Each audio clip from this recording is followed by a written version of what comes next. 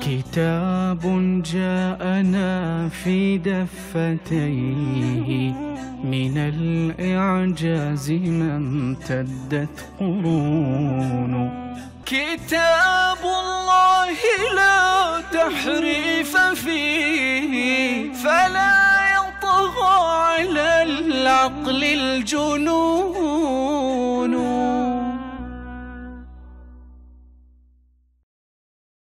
السلام عليكم.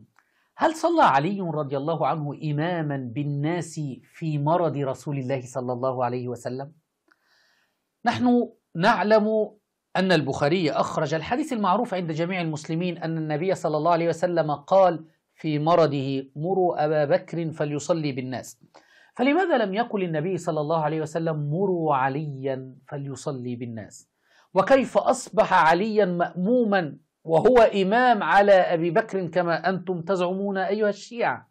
ولماذا لم يوجد نص ولو ضعيف في كتب الشيعة فيه أن النبي صلى الله عليه وسلم قال في مرضه: مروا عليا فليصلي بالناس؟ إلى عقلاء الشيعة. ها ها ها ها ها ها